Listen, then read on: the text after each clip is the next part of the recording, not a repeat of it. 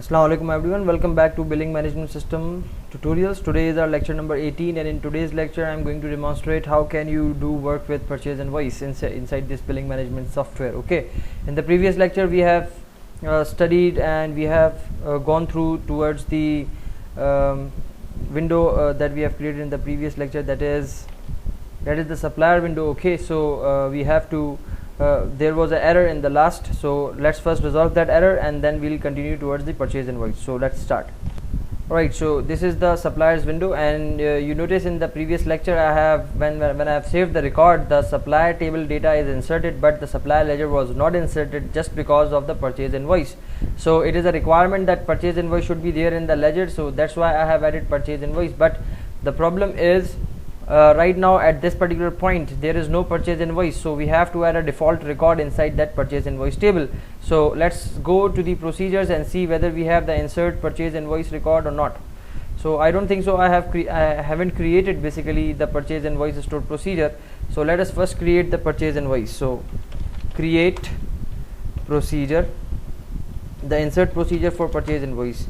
Create procedure st_insert purchase invoice, and then as, and then go to the purchase invoice table, that is this one, and here you need to pass three data, that is the supplier ID first. So let me write here supplier ID, that should be integer, and then we need to pass the date as date, and then we need to pass the user ID, so that's the integer. Now insert into purchase invoice values, and then here you specify @supplier ID, and then @date, and then @user ID. Okay, now click execute. Commands completed successfully. Now we have to come here and go to the code, and let's go to the insert. Okay, so just after adding supplier inside the supplier table, then we have to insert inside the purchase table before this. Okay, so then the hierarchy will be completed. So here you have to write crude. Before writing crude, you have to create another hash table. So hash table st3 is equals to new hash table, and st3.add round brackets, and copy this code paste 3 times, 1 and 2, that's it. So now here you have to pass the parameters step by step. So the first parameter inside my purchase invoice stored procedure is this one, and then date, and then user ID, that's it. Okay, now the supplier ID I have already taken there, so that's my supplier ID, and then the date is the datetime.now, that will pick up the current date and time, and then you have to specify the user IDs. For that purpose I have main class dot where is my user ID? Let me check. Yes, I have the login module created already. So look, there is no login coming inside the IntelliSense, so control dot, and you can see using authentication module I am using this login class, and then I have my user ID here. So user ID will be picked up in a very easy manner. Now after doing this, let us first copy this and paste it here, and then here instead of supplier we are going to pass this insert purchase invoice, that is a dummy data, no problem about this, we'll see later on what will be the effects. And then there is nothing left. Yes, what it is saying that it is expecting a semicolon. Yes, okay, semicolon was missing there. Okay, so insert inside the purchase invoice. So what is the hierarchy now? First the table will be inserted inside the supplier, the data will be inserted inside the supplier table, then the last supplier ID will be picked up, and then this data will be passed to the purchase invoice, that is the dummy data. I repeat, this is a dummy record, and then whenever you insert a particular supplier, this will happen again and again. Now the purchase invoice ID. So how can you get the purchase invoice ID here for relationships? Because you have to pick up the last purchase invoice ID but last purchase invoice ID is not a good solution. So you have to pick up the purchase invoice ID based on the supplier ID. Okay, so let's do that. So we'll have to pick up the last purchase invoice ID as well. So let's go inside the database and create another procedure. Create procedure st_get last purchase invoice ID. Okay, and then come inside this and then select top one, or you can select select top one, and then from purchase invoice PI where, or you can write PII because that's a reserved word. So PII where, no need of where, order by PII dot ID descending, and you have to select the top one from the last, that is the PII dot ID. Okay, as ID. So the ID, the last purchase invoice ID will be picked up, and then it will be displayed. So execute. I think I have done a mistake in the last supplier ID. I think I haven't written the top one. So let me check in the supplier ID as well. So get last supplier ID, where is that? Let me see, get last supplier ID, here it is. So modify, and yes, look, I have missed. So that will be a trouble for me if I use it for multiple suppliers. So now that's perfect. So the top one supplier ID will be picked up. Now the next step is to get the purchase invoice ID. So where should I create the variable? It should be created outside the function. So integer 64, because purchase invoice ID is in big integer, so integer 64, and then purchase invoice ID. Okay, purchase invoice ID, that is by default 0. And when you come inside this add function, here after insertion you write purchase invoice ID is equals to convert dot to integer 64, and then come inside this and write crude dot load last, what was the function? Okay, crude dot get last ID, and then procedure name, that is this one, get purchase, sorry, where was that? Get last supplier ID. Let me close everything so that I can be able to get the last purchase invoice. Where is that? Yes, get last purchase ID, and come here and then paste, and then that's it. So you have converted, the bracket is closed, purchase ID, invoice ID is taken, and now here you have to specify purchase invoice ID. Simple. Now it should work in a successful manner. Let us go and see what will be the result. Before going to that, let us go to the suppliers table and delete the supplier that you have just added, so that the correct record will be added inside the tables. So let's go to the suppliers, right click on the suppliers table, click on the edit top 200 rows, and then delete that particular supplier right now directly, because we have a short time. So delete it. Now let's come here and then start the software and see whether the things are working or not. This is the whole backend effort that you have to put, otherwise the quality will not come inside your software. Okay, so let's log in with the username Ali, and then 12345, and then let's go to the suppliers, then click add, and then click name, let's say Farooq Co, and the address is, let's say, s.i.t.e, that is site, it's an area in Karachi, and then the phone number 12345, and then email farooq@gmail.com, let's say, and balance is, let's say, 5,000, okay, or 50,000, whatever you can say. So save. So the error is now changed. Insert purchase invoice has too many arguments specified. Okay, no problem. Let us see how many arguments we have specified there. So yes, the problem is I haven't changed the hash table.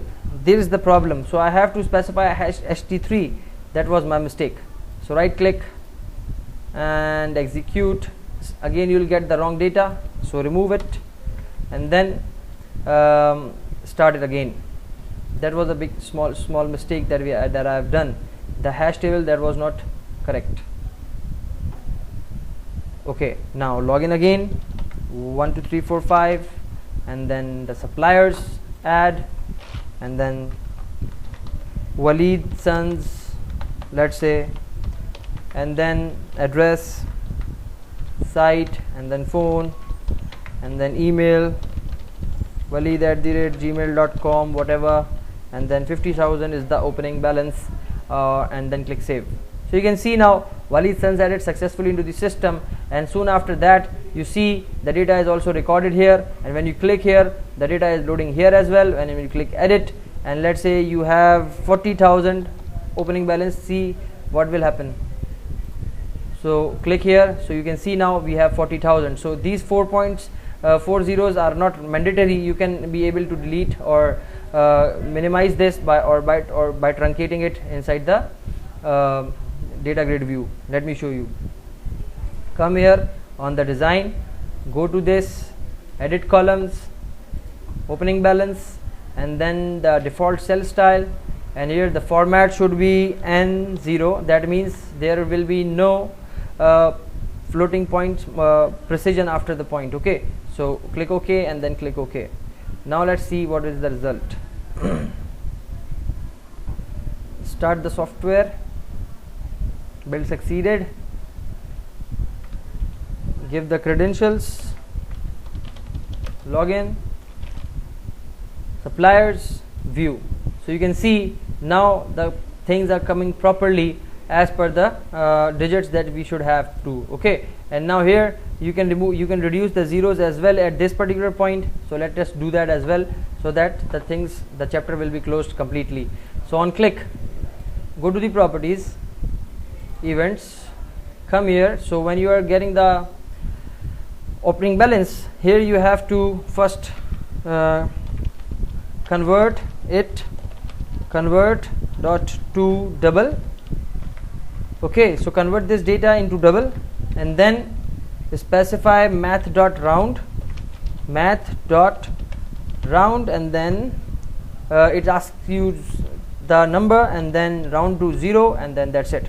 So let's see, because now that's the text, so it should be converted to string again. That's it. Now the ring will come as proper as it should be. Let's start and see what will be the result. Login, and then password, and then suppliers, and then view, and then click. So you can see the 40,000 are coming normally, that as you have entered. Now let us go to the database structure and see what is the result here. So right click, execute. Look, the balance is there, 40,000 is credited, and the balance is 40,000, and the purchase invoice ID is 1. And let us go to the purchase invoice and see the record at this particular point. Right click and then edit. So you can notice the record is there as well. And let us go to the suppliers table and see the record as well here. Right click and execute. Look, the data is appearing here perfectly and everything is going well. Now the next step is, after adding suppliers, we have to create the purchase invoice. That is this one. So let's go and design the purchase invoice window. Close this and go to the Visual Studio, and then Solution Explorer, right click, and then create a new window with the name purchase invoice, Windows form, and then right here purchase invoice window. Okay, and then click add. So here in this window, first of all rename this name purchase invoice, and here given a space, and then remove it, purchase invoice. That's fine. But before creating purchase invoice, guys, we have to do some other stuff, that is the quality window and the category window and so on. So save it, and then okay, the problem is I have changed the things. No problem, increase the size, whatever. Okay, now let's create another window. Right click and then add, and Windows form, and then give here a name, categories. Okay, and then click write categories window and then click add. Okay, so in order to make the perfect inheritance, do not do anything there, and then first inherit, then do anything, then change the name and whatever. So that's my categories window. Now change the name, categories.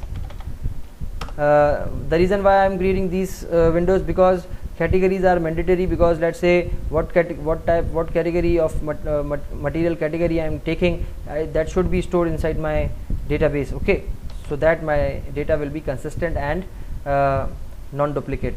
So purchase invoice is there, categories is there, and one more table that I have created in the previous lecture, that was let me check, product quality. Okay, so you are purchasing a product, quality A, quality B, quality C, or whatever your business logic is. So for that purpose, it's an optional window that you can create. So Windows form, and you can specify product quality. So quality window, quality window, sorry, and then click enter. That's fine. Then right click and then go and write here sample 2, and then save, and then come here and then go to the properties and change its name from quality. That's it, quality window to quality. Now let's design these windows first. So label. Okay, let me first, because before proceeding to the purchase invoice, we have to do this quality window and all that, so that's why I'm doing this. So let me take a text box, pick up a text box, and this text box should be of this length. Okay, and here you can specify the quality name, and let us go to the table and see what's inside the quality table. So we have only name, so there is no further design. Okay, so quality name is there. Yes, that's fine. And then rename it to, first of all, quality text should be of length 20.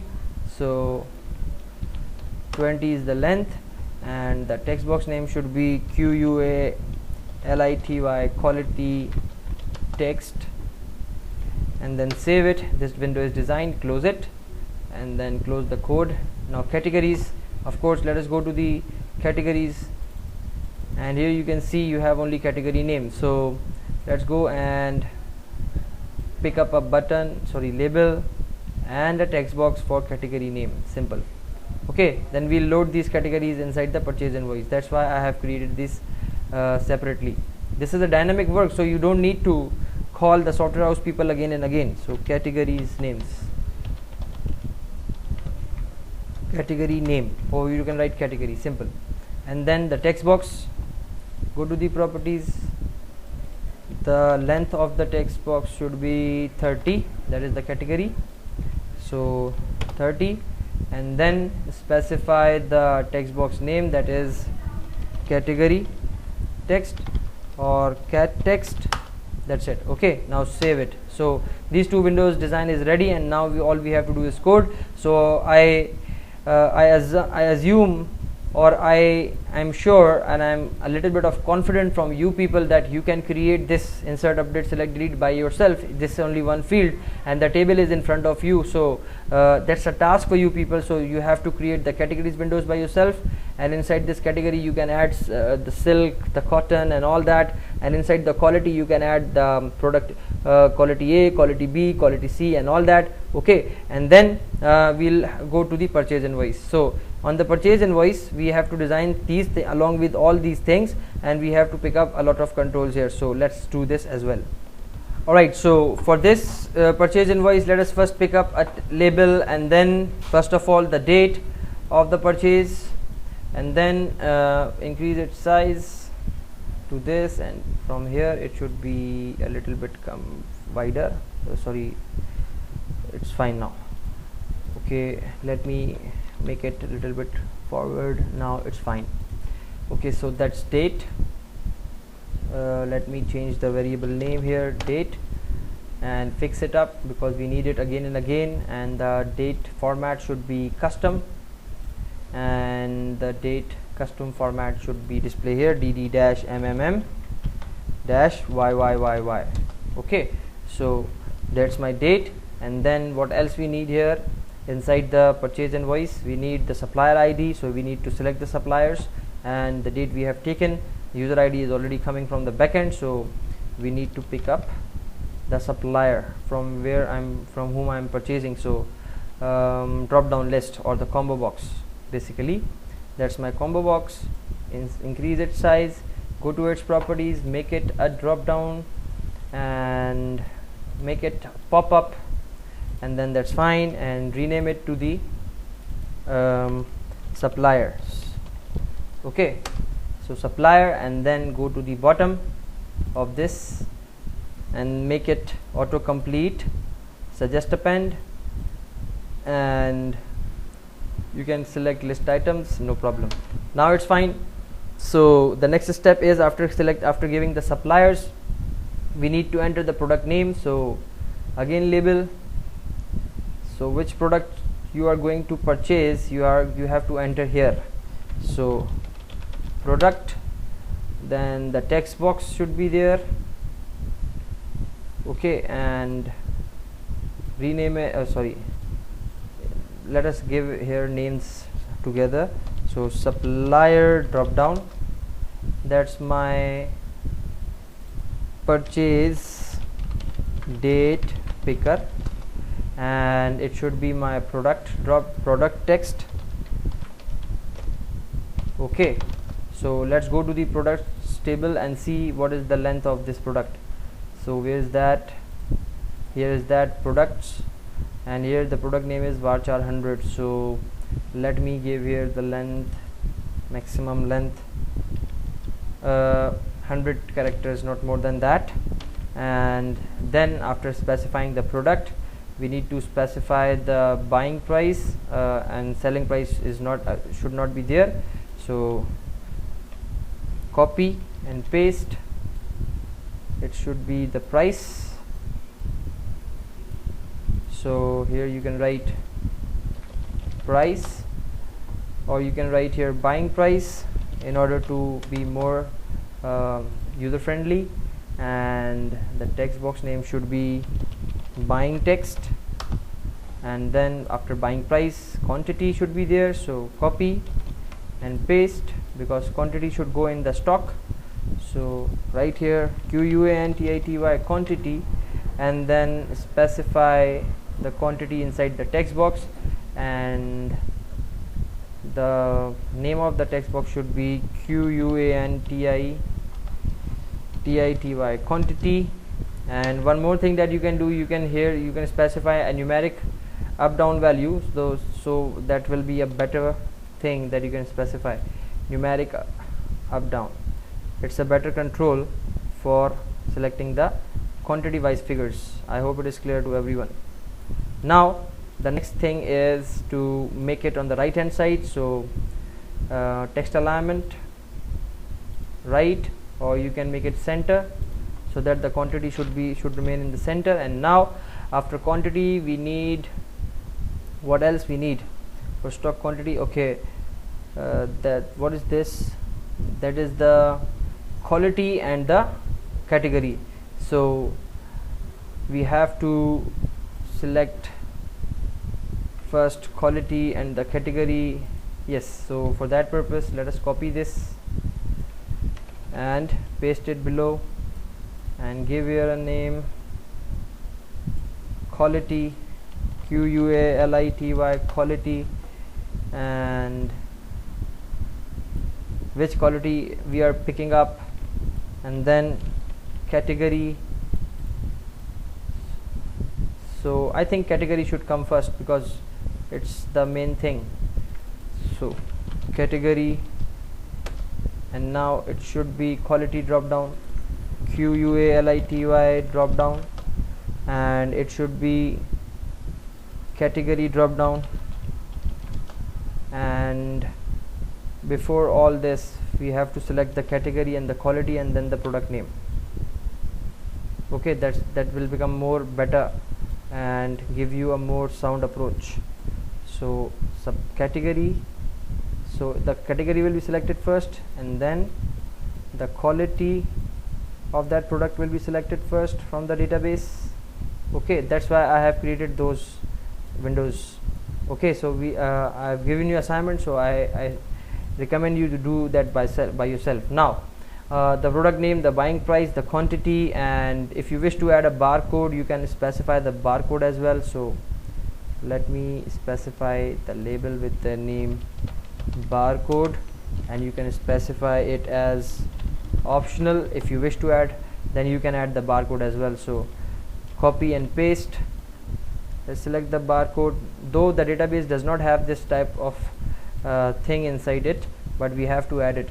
So the maximum length is 100. It's more than enough. There is no barcode so much lengthier. So barcode txt, and after barcode we have taken okay, what is this? Purchase invoice ID. Okay, that's the thing.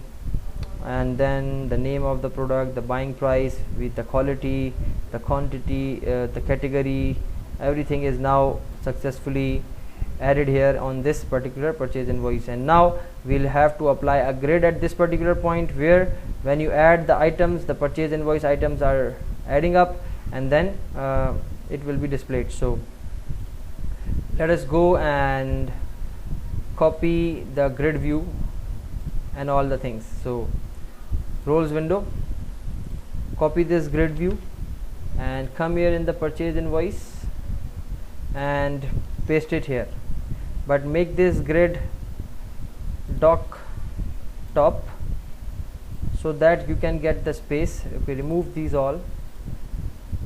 Now come here. Now you can see you have space at the bottom.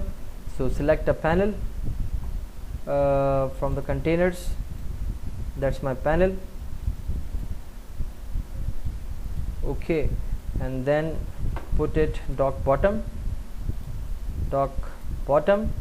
and then specify your grid and make it dock fill again. So dock fill, right click, bring to front. Now you have your grid in the front, if I'm not wrong. Yes, the line is appearing at the top. So at the bottom you see that you will display the total price and all that. Okay, and now the column names. So edit column names. I don't need role, I don't need role ID. Yes, I need serial numbers. So after this serial number I need the product. So product should be there,